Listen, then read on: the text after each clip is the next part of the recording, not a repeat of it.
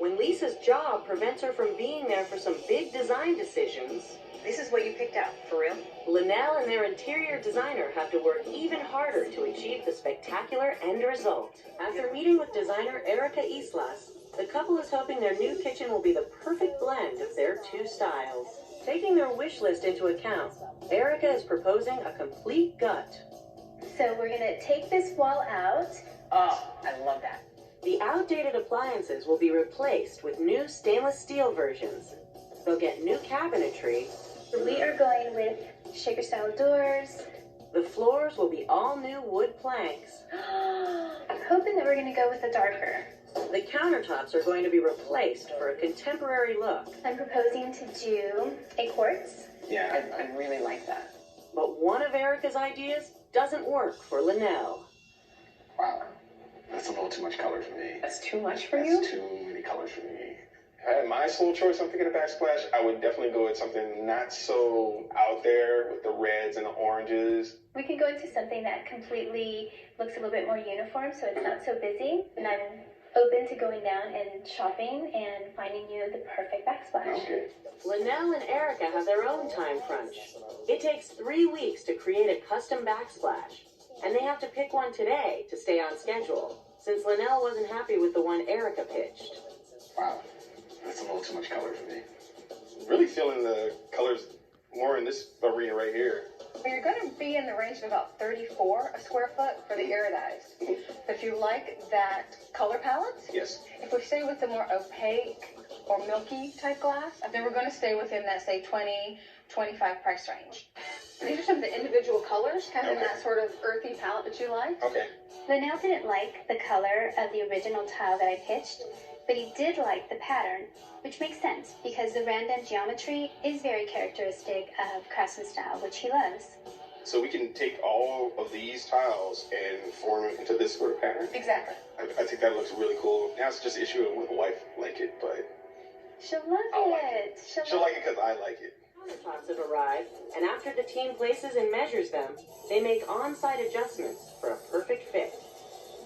Today we're installing the white quartz countertops, and I can't wait to see what Linnell thinks of them. Beautiful, beautiful. It looks really good. Yeah, that's cool. And they're gonna come in. They're gonna drill holes for the faucet. Mm-hmm. Yeah, that's gonna be cool. I also brought the backsplash. Do you want to see it? Yeah, all together. Yeah. Yeah? Okay, let me go grab it. It's in the living room. Don't look until I put it up. All right. All right. Open. Yeah. So it really has that craftsman style vibe to it, right? I think Lisa's gonna be in for a surprise. You know, when that backsplash is up, I think she'll have a little more confidence in my choices. It's day 35 of the renovation, and it's time to pick a paint color to help tie the dining room and kitchen together and add some color to give Lisa that spice of Spanish flavor she wants. This butter color is really pretty, and it really, really picks up on the backsplash.